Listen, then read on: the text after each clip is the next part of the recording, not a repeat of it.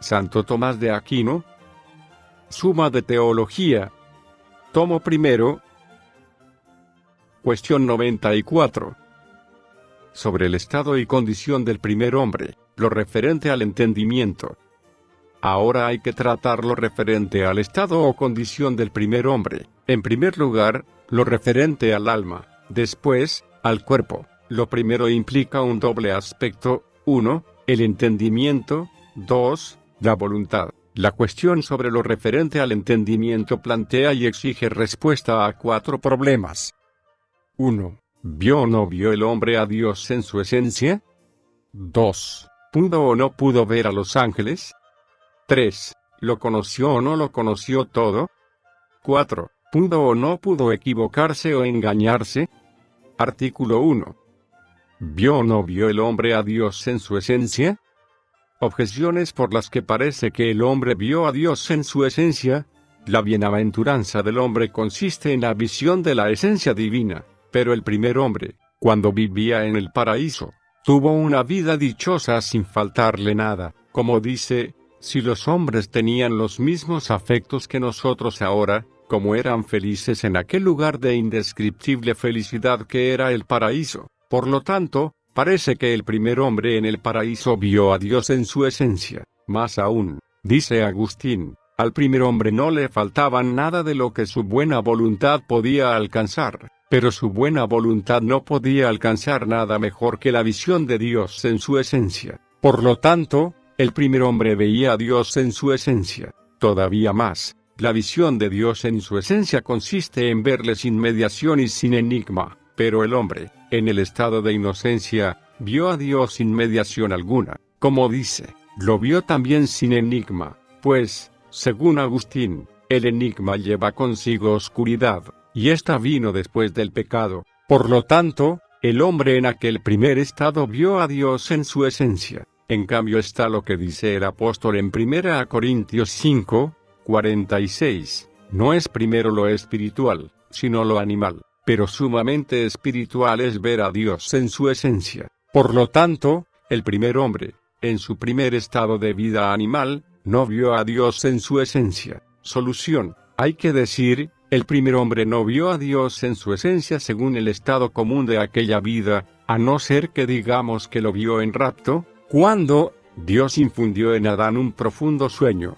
Génesis 2, 21. El porqué de esto radica en que, siendo la esencia divina la bienaventuranza misma, el entendimiento que ve la esencia divina está, respecto de Dios, en la misma relación que cualquier hombre respecto de la bienaventuranza. Es evidente que ningún hombre puede apartarse voluntariamente de la bienaventuranza, ya que, de un modo natural y necesario, el hombre busca la bienaventuranza y huye de la miseria. Por eso, nadie que haya visto a Dios en su esencia puede apartarse de él voluntariamente, en lo cual consiste el pecado, y así, cuantos han visto la esencia divina se reafirman de tal manera en el amor de Dios, que no pueden ya pecar nunca. Por lo tanto, como Adán pecó, es evidente que no vio a Dios en su esencia. Sin embargo, conocía a Dios de un modo más sublime que nosotros, llegando a ser su conocimiento un término medio entre el conocimiento de esta vida y el del cielo,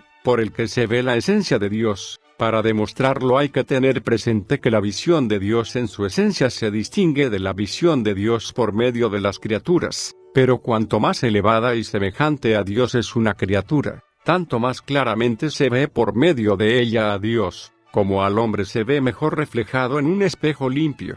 Por lo mismo, se ve a Dios mucho mejor por medio de los efectos inteligibles que por medio de los sensibles y corpóreos. Pero en esta vida terrena el hombre no puede valorar plena y lúcidamente los efectos inteligibles, porque le distraen los sensibles cuando se ocupa de ellos. Pero, como se dice en Eclesiastés 7, 30, Dios hizo al hombre recto, rectitud que consistía en la sumisión de las fuerzas inferiores a las superiores, sin dificultad ni obstáculo. De ahí que el primer hombre no encontraba en las cosas externas obstáculo para la clara y segura contemplación de los efectos inteligibles, que percibía por irradiación de la primera verdad, sea por conocimiento natural o gratuito. Por eso dice Agustín, Quizá en un principio Dios hablaba con los primeros hombres del mismo modo que habla con los ángeles, ilustrando sus inteligencias con la verdad inmutable, aunque sin concederles tanta participación de la esencia divina como son capaces de recibir los ángeles. Así pues,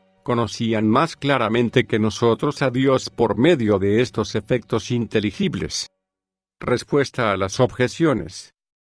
A la primera hay que decir, el primer hombre fue dichoso en el paraíso, mas no con la felicidad perfecta a la que había de ser elevado, y que consiste en la visión de la esencia divina, pero, según Agustín, poseía una vida en cierto modo bienaventurada, en cuanto que poseía cierta integridad y perfección natural. A la segunda hay que decir, la voluntad recta es la voluntad ordenada. Ahora bien, la voluntad del primer hombre no hubiera sido recta si en el estado de mérito hubiera querido poseer lo que se le prometía como premio. A la tercera hay que decir, hay dos clases de medios. Una, en la que se ve a la vez el medio y lo contenido en él. Por ejemplo, cuando el hombre se ve en el espejo y a la vez ve el espejo. Otra, aquella por cuyo conocimiento llegamos a algo desconocido. Por ejemplo, el medio de la demostración. Sin este medio veía el primer hombre a Dios, no sin el primero,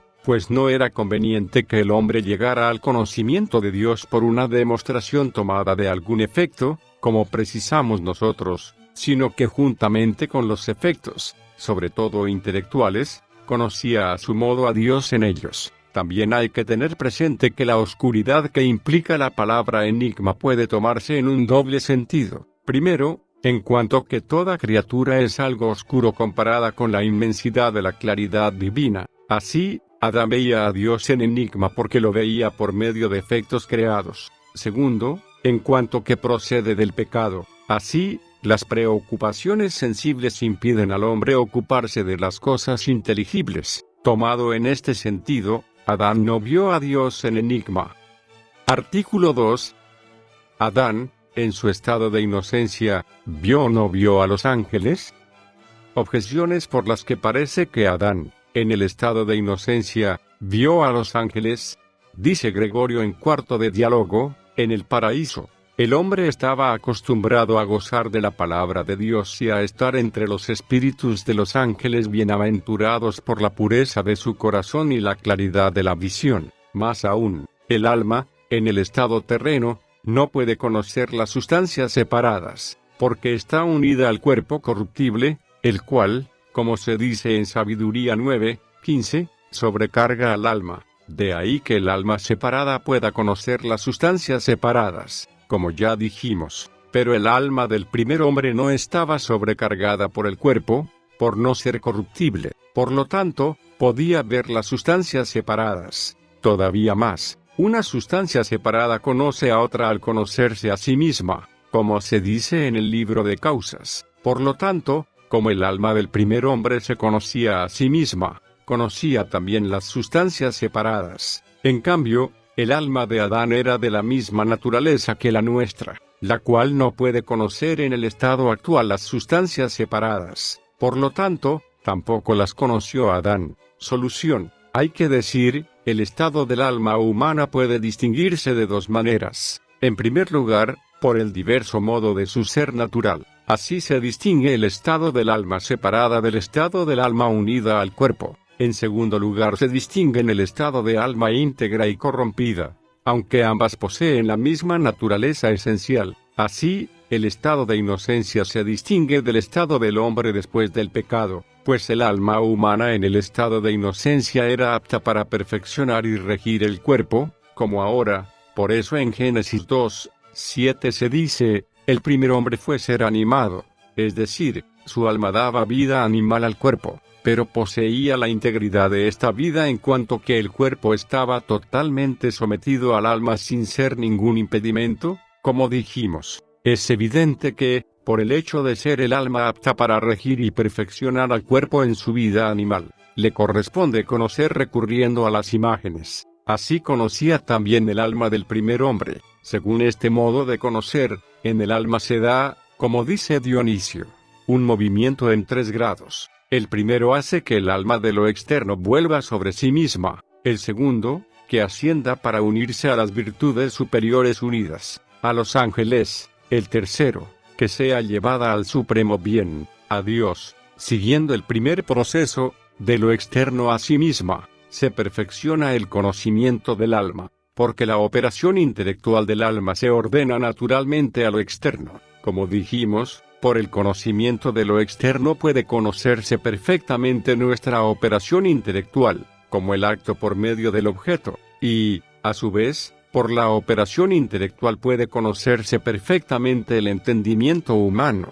como la potencia por su propio acto. Pero en el segundo proceso no hay conocimiento perfecto, porque, como el ángel no conoce por medio de imágenes sensibles, sino de un modo muy superior, como dijimos, dicho modo de conocerse el alma a sí misma no lleva suficientemente al conocimiento de los ángeles. El tercer proceso está aún mucho más lejos de llegar al conocimiento perfecto, porque ni siquiera los ángeles, al conocerse a sí mismos, pueden llegar al conocimiento de la sustancia divina, que está a infinita distancia de ellos. Así, pues, el alma del primer hombre no podía ver a los ángeles en su esencia. No obstante, los conocía de un modo más perfecto que nosotros, pues su conocimiento era más cierto y seguro que el nuestro respecto de lo inteligible interno. A esta superioridad sobre nosotros se debe el que Gregorio diga que estaba entre los espíritus de los ángeles. Respuesta a las objeciones. A la primera hay que decir, está incluida en lo dicho. A la segunda hay que decir, el que el alma del primer hombre no conociera las sustancias separadas no provenía de la sobrecarga del cuerpo, sino de que su objeto connatural era más imperfecto que las sustancias separadas. Nosotros, en cambio, nos encontramos con ambos obstáculos. A la tercera hay que decir, el alma del primer hombre no podía, por medio del conocimiento de sí misma, llegar al conocimiento de las sustancias separadas, como dijimos, porque cada sustancia separada conoce a los demás según su modo propio de conocer. Artículo 3. ¿El primer hombre lo conoció o no lo conoció todo? Objeciones por las que parece que el primer hombre no lo conoció todo.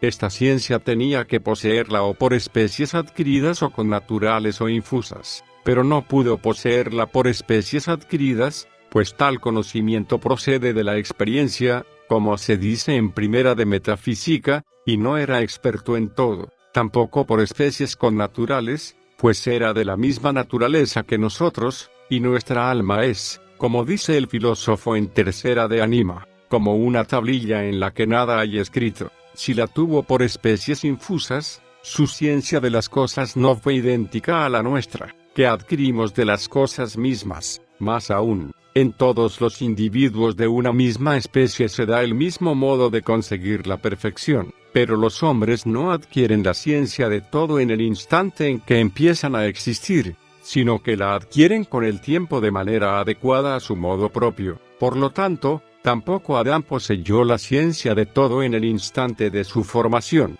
Todavía más, el estado de la vida terrena se le concede al hombre para que el alma progrese en conocimiento y en mérito, pues para esto parece estar unida del alma al cuerpo, pero el hombre en aquel estado habría progresado en méritos, por lo tanto, progresaría también en el conocimiento de las cosas y, por consiguiente, no poseyó la ciencia de todas. En cambio, como se dice en Génesis 2:20, el primer hombre puso nombres a los animales, como estos deben acomodarse a la naturaleza, se sigue que Adán conoció las naturalezas de todos los animales y, por lo tanto, la ciencia de todas las demás cosas. Solución. Hay que decir, por el orden natural, lo perfecto es anterior a lo imperfecto, como, por ejemplo, el acto es anterior a la potencia, pues lo que está en potencia no pasa al acto sino por un ser en acto, como las cosas en un principio fueron producidas por Dios,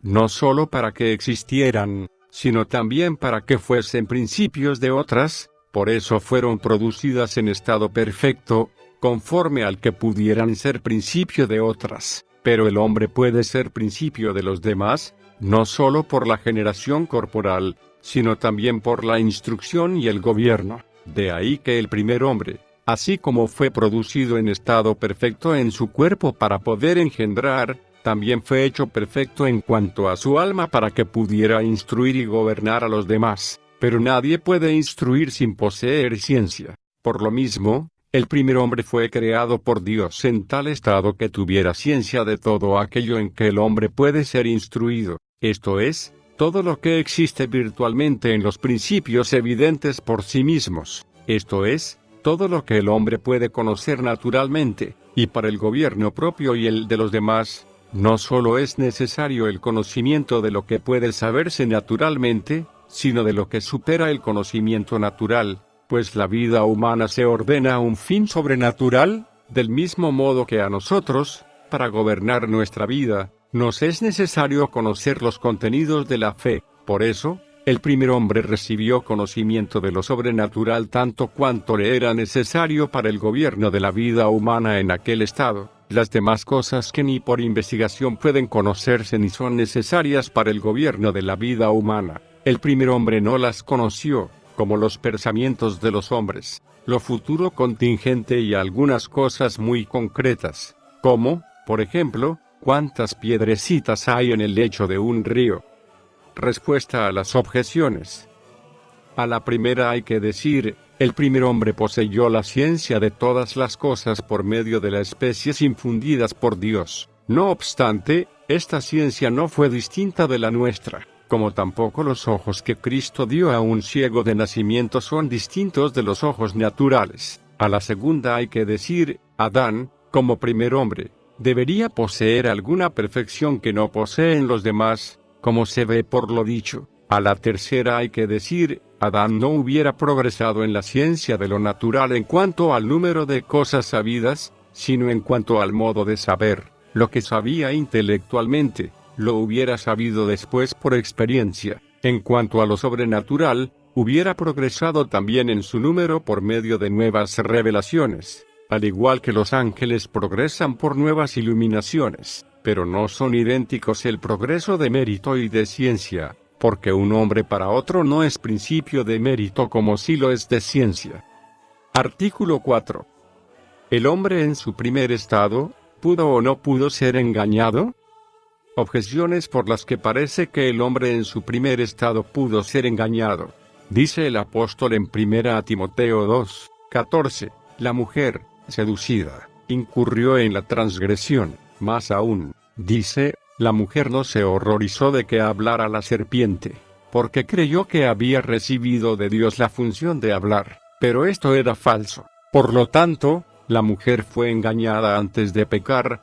Todavía más, lo natural es que, cuanto más lejos está una cosa, menos se vea, pero la naturaleza del ojo no fue reducida por el pecado. Luego esto mismo debió suceder en el estado de inocencia. Por lo tanto, el hombre se engañaría, como ahora, respecto de la cantidad de lo visto, y también, dice Agustín, en el sueño el alma toma las imágenes por los objetos, pero el hombre en estado de inocencia comería y, por lo tanto, dormiría y soñaría, con lo cual tomaría las imágenes por las cosas. Por último, el hombre no conocería, como acabamos de decir, los pensamientos de los hombres ni lo futuro contingente. Por lo tanto, si alguien le mintiera, sería engañado. En cambio está lo que dice Agustín, aprobar lo verdadero por falso no se debe a la naturaleza del hombre creado, sino a la pena del hombre condenado. Solución. Hay que decir, algunos dijeron que en la palabra engaño pueden distinguirse dos aspectos: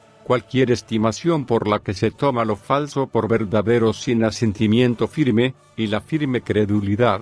Con respecto a lo que Adán conocía por su ciencia, antes de pecar no podía engañarse por ninguno de estos dos conceptos, pero, con respecto a aquellas cosas de las que no tenía ciencia, podía engañarse, tomando el engaño en sentido amplio, como una estimación cualquiera sin asentimiento de credulidad. Esto lo dicen porque creer algo falso en tales casos no es perjudicial para el hombre, y porque, no asintiéndolo temerariamente, no es algo culpable. Pero esto no puede decirse de la integridad del primer estado, pues, como dice Agustín, en dicho estado se evitaba fácilmente el pecado y, mientras duraba dicho estado, no podía existir ningún pecado. Es claro, por otra parte, que, Así como la verdad es un bien para el entendimiento, la falsedad es un mal, como se dice en Sexto de Ética. Por lo mismo, no era posible que, mientras permaneciera la inocencia,